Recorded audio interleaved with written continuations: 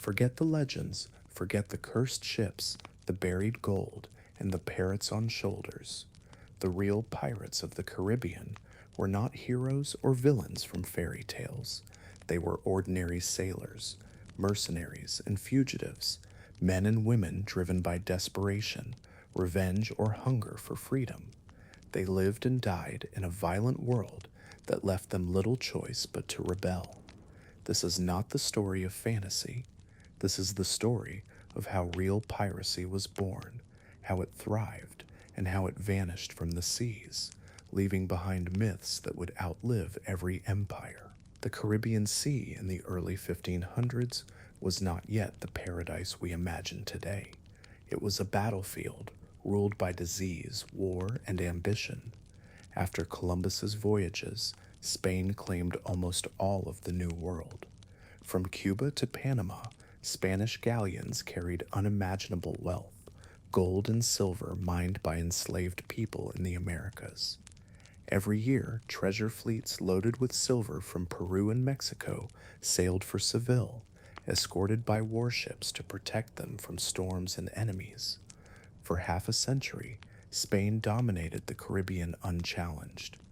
Other nations could only watch as ship after ship crossed the Atlantic filled with riches. But by the late 1500s, England, France, and the Netherlands began to challenge Spain's monopoly. These rival powers were too weak to wage constant wars, so they turned to a cheaper, more flexible solution: the privateer. A privateer was a pirate with paperwork, a sailor given a royal license, called a letter of marque, allowing him to raid enemy ships legally. In times of war, they were patriots. In times of peace, they were outlaws. This blurred line would define the next 2 centuries of life in the Caribbean.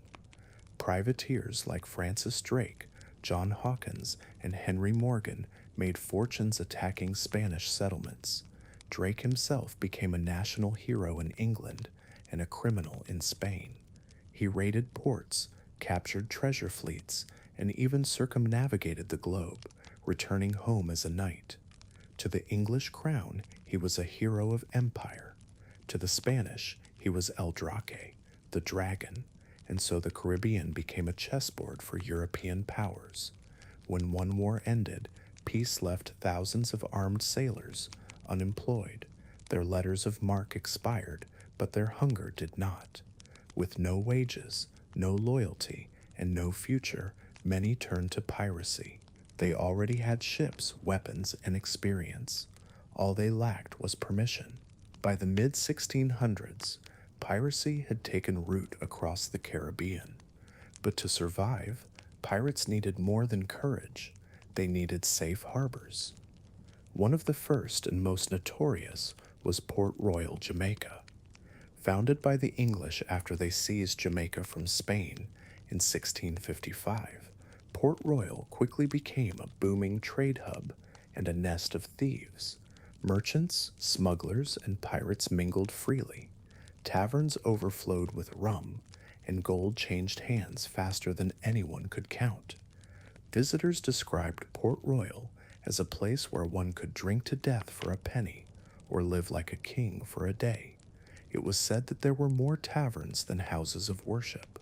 Fortune seekers from Europe and America came to this city of sin, where the law was flexible and money ruled. But paradise built on vice never lasts. In 1692, a massive earthquake struck Port Royal, sinking half the city beneath the sea. Thousands died instantly. To many, it seemed divine punishment, God's judgment on the wickedest city on earth. After Port Royal fell, piracy shifted elsewhere. The French had long used Tortuga, off the coast of Hispaniola, as a base for their buccaneers. The word comes from bucon, a wooden frame used by hunters to smoke meat. These men began as hunters of wild cattle, but soon realized that Spanish ships offered more profit than beef. From Tortuga, they raided across the Caribbean, their numbers swelling as deserters, slaves, and fortune seekers joined them. For decades, they were the scourge of Spanish trade. Later, another island rose to take Port Royal's place, New Providence, and the Bahamas, home to the port of Nassau. By the early 1700s, Nassau had become the capital of the pirate world. For a brief, extraordinary time, it was a self-governing community, a pirate republic. Here, hundreds of outlaws created their own rules, elected leaders, and lived free from kings and merchants. Ships of every flag came and went, their crews united not by nationality, but by necessity. Rum flowed, deals were struck, and the black flag ruled the waves. At its height, Nassau was home to some of the most famous pirates in history, including Charles Vane, Calico Jack Rackham, and the fearsome Blackbeard. But Nassau was more than a den of thieves. It was a statement, a declaration that those abandoned by the empires of the world could create their own. To understand piracy, we must step aboard one of their ships. Forget the grand vessels of the Navy. Most pirate ships were small, fast sloops or brigantines with shallow drafts, perfect for escaping pursuit or hiding in shallow waters. They could turn faster than the heavy warships sent to hunt them. Life on board was harsh. The sun burned skin raw. Food was scarce and often rotten: salted beef, moldy biscuits, and brackish water. Disease spread quickly: scurvy, dysentery, fever. Injury meant infection, and infection often meant death. Yet, despite this misery, pirate ships offered something rare for the 18th century: equality. Crews signed articles of agreement before every voyage. These written contracts laid out the rules: how loot would be shared, how disputes would be settled, and what punishments awaited thieves or deserters. Every man had a vote. Captains were elected, and they could be removed if the crew lost confidence in them. This democracy shocked contemporary observers. On a Navy ship, a sailor was little more than property. A captain's word was law, and mutiny meant death. But on a pirate ship, authority was earned, not given. Loot was divided by shares, not rank. A skilled gunner might earn more than a timid officer. Those wounded in battle received compensation from the common fund. It was a rough form of justice, but it was justice nonetheless. Pirates often treated black and indigenous sailors as equals, at least within their crews. Freed slaves sometimes became captains themselves, commanding men who once would have owned them. The sea, for all its cruelty, was a strange equalizer. Still, piracy was not a romantic life. It was short, brutal, and uncertain. Few lived past their 30s. Many died not in battle, but from disease, hunger, or betrayal. Yet for those who survived even a few years, it offered something priceless: a taste of freedom in a world ruled by kings. Between the late 1600s and the 1720s, the Caribbean entered what historians now call the Golden Age of piracy. It was not golden for those who suffered under it, but for the pirates themselves, a brief window when chaos, war, and opportunity collided. European empires were expanding faster than they could control. Trade routes stretched across the Atlantic, carrying sugar, rum, tobacco, and slaves. Merchant ships were slow, lightly armed, and filled with valuable cargo. Navies were too small and too far away to protect them all. At the same time, thousands of experienced sailors found themselves unemployed after wars ended. These men had spent years risking their lives for kings and merchants who paid them little and abandoned them quickly. When the War of the Spanish Succession ended in 1713, Britain's Royal Navy dismissed tens of thousands of sailors. Ports across the Caribbean filled with angry, hungry men who knew only one trade: fighting at sea. From these conditions, piracy flourished like fire in dry grass. The Bahamas became the heart of this new age. Nassau, on the island of New Providence, offered everything a pirate needed: a sheltered harbor, easy access to shipping lanes, and almost no government presence. By 1715, The colony's governor had fled, leaving behind only a handful of terrified officials. In his absence, pirates seized control. They declared Nassau free from the rule of kings, turning it into the world's first and only pirate republic. For a few wild years, hundreds of outlaws lived side by side: English, French, African, American, even deserters from the Navy. There were no taxes, no courts, no masters. They traded freely, repaired ships, divided plunder, and elected their own leaders. Among them were names that would echo through history: Charles Vane, Calico Jack Rackham, Anne Bonny, Mary Red, and the most feared of all, Edward Teach, known as Blackbeard. The Pirate Republic was not paradise.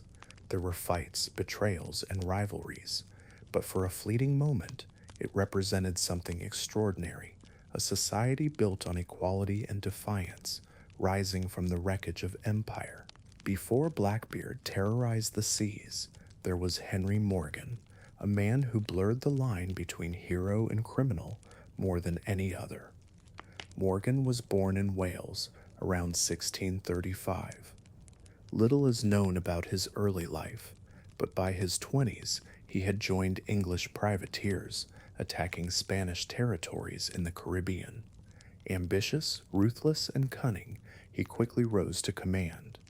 In 1668, he led a daring assault on the fortified city of Portobello in present-day Panama. With only a few hundred men, he stormed the walls, captured the town, and held it for ransom.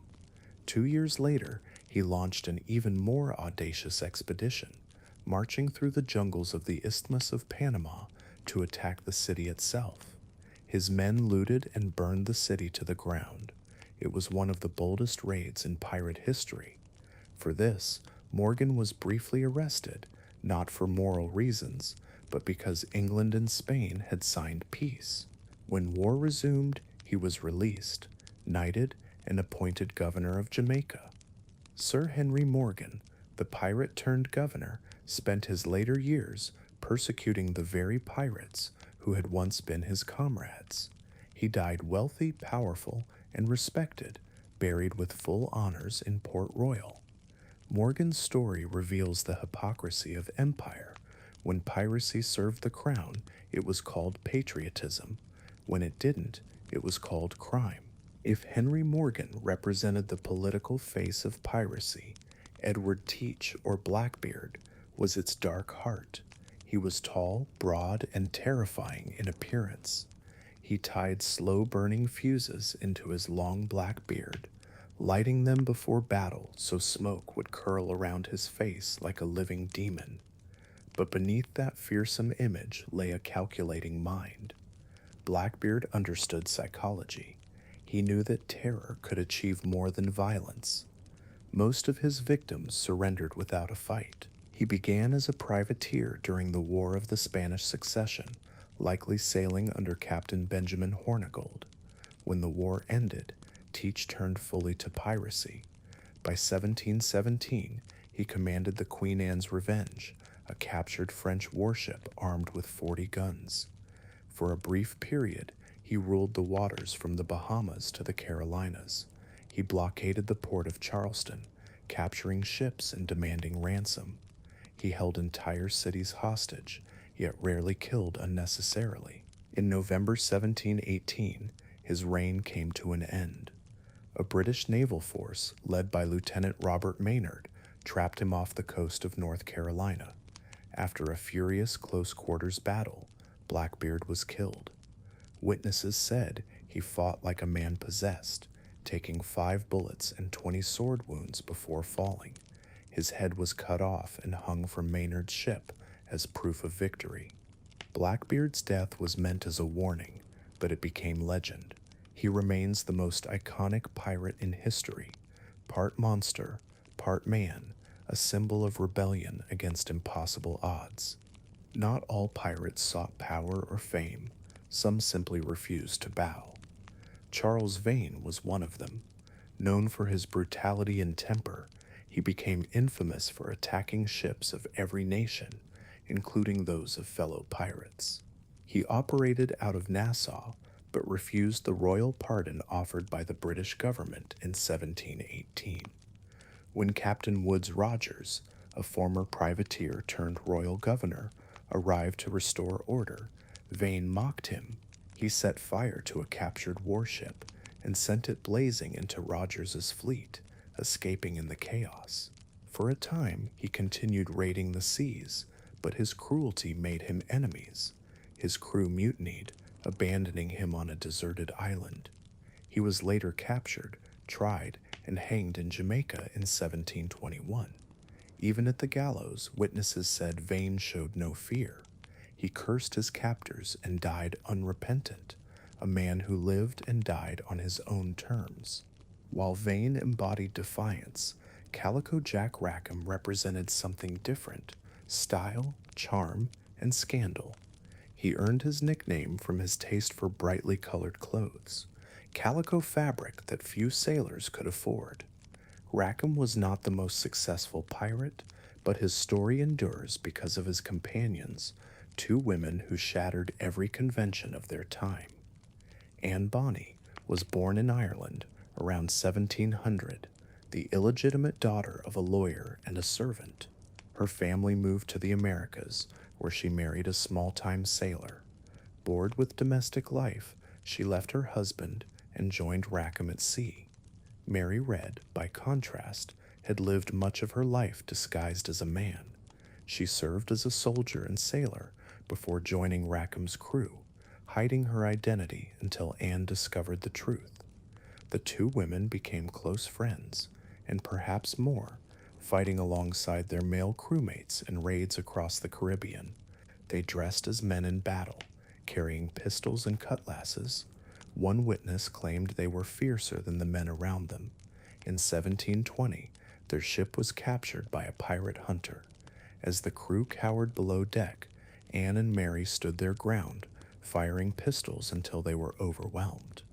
At trial, both women claimed to be pregnant, postponing their executions.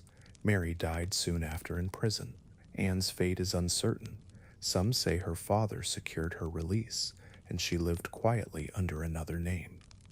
The legend of Anne Bonny and Mary Red survives because it was so rare. Women who refused to accept the limits of their world, carving out their own freedom in the most dangerous way possible. As piracy reached its peak, one man stood above all others in skill and success.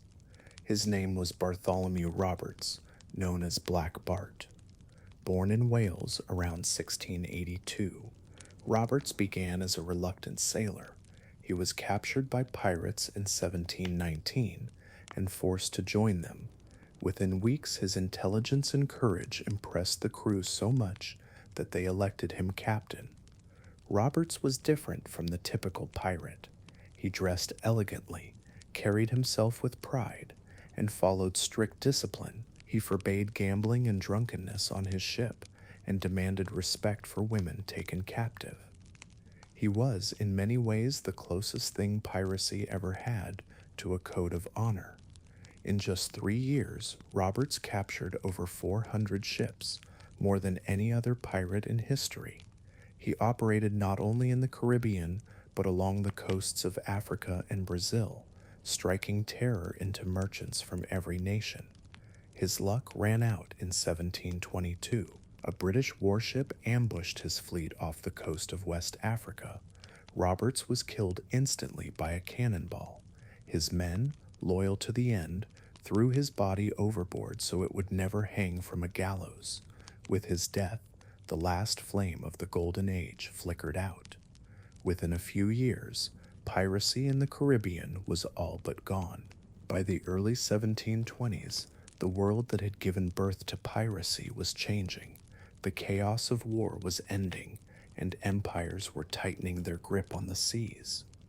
Britain had emerged as the dominant naval power, determined to make the Caribbean safe for trade. Merchants and governors, once quietly tolerant of piracy, now saw it as a threat to profit and order. Plantations were expanding, and the Atlantic slave trade was growing into one of the largest forced migrations in history. To keep that machine running, Shipping lanes had to be secure. The British Crown began a systematic campaign to wipe piracy from the map.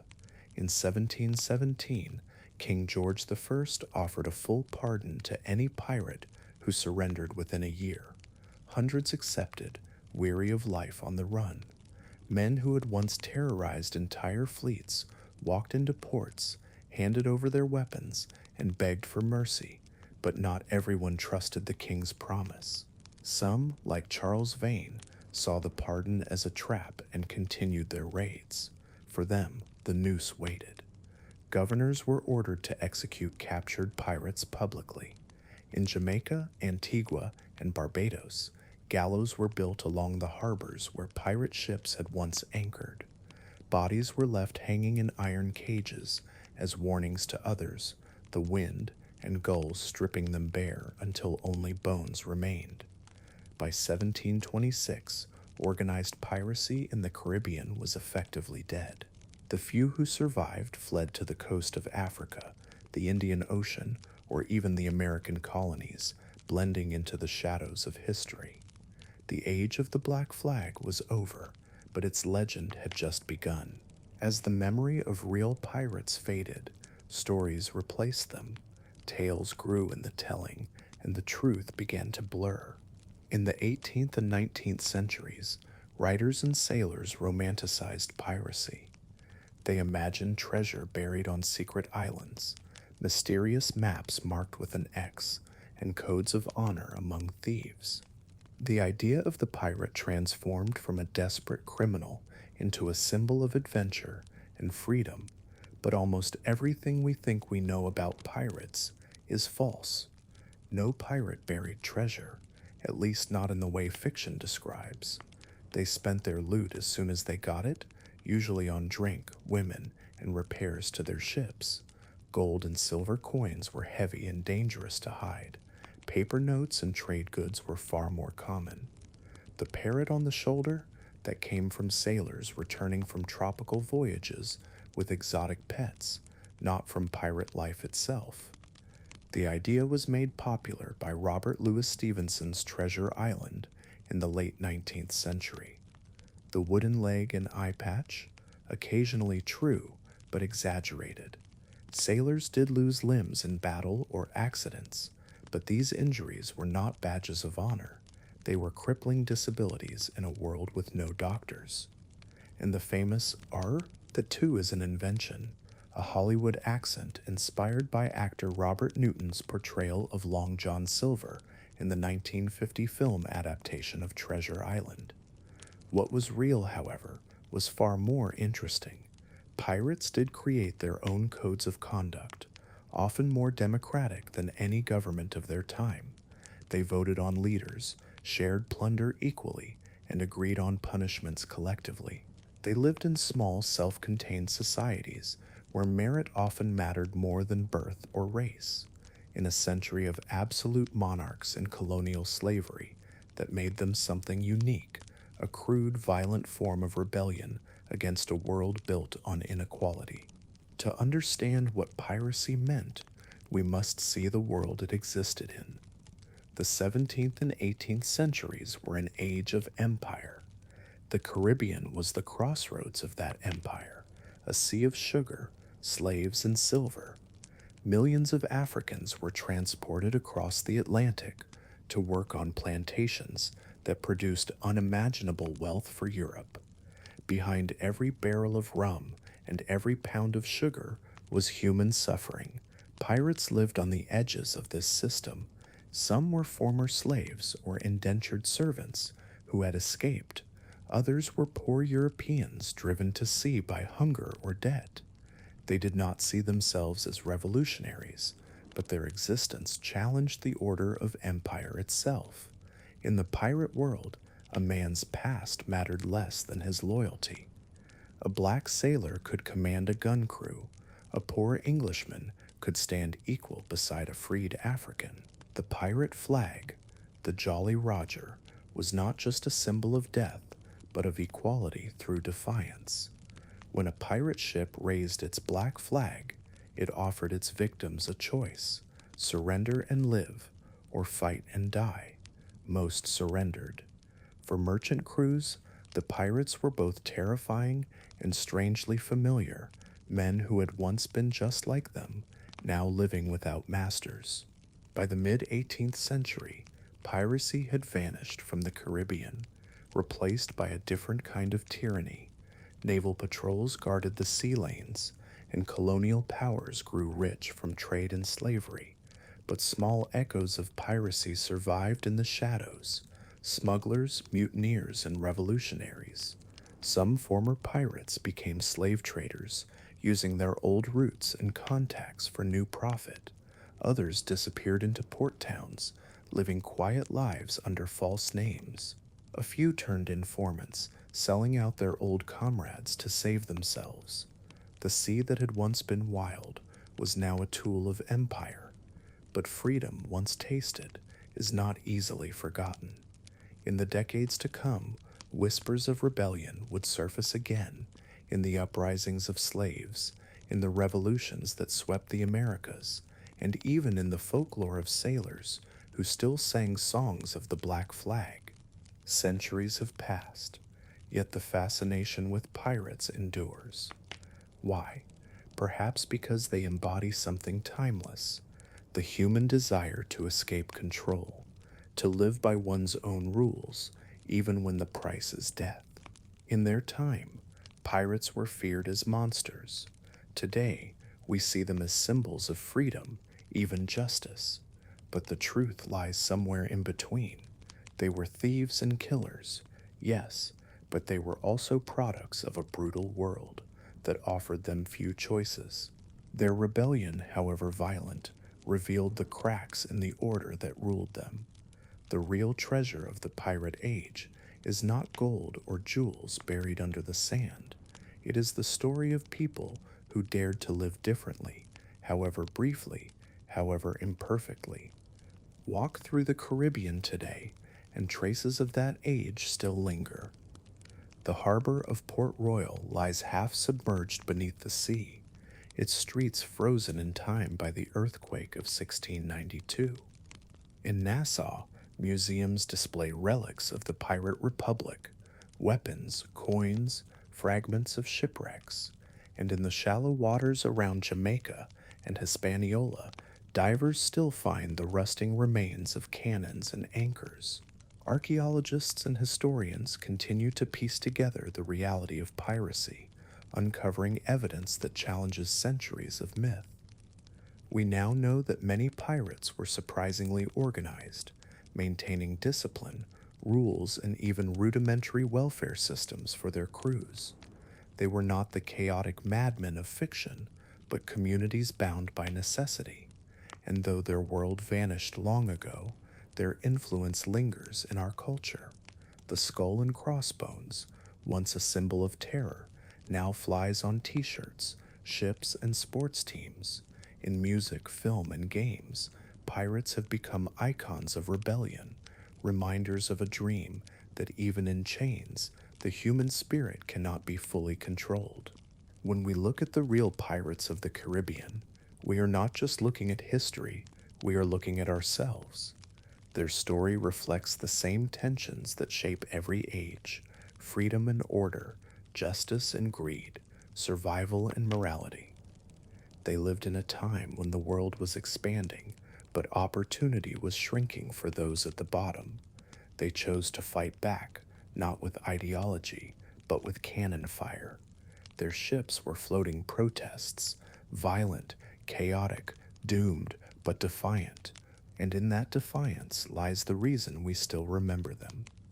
Pirates remind us that history is not only made by kings and empires, it is also made by those who refuse to obey.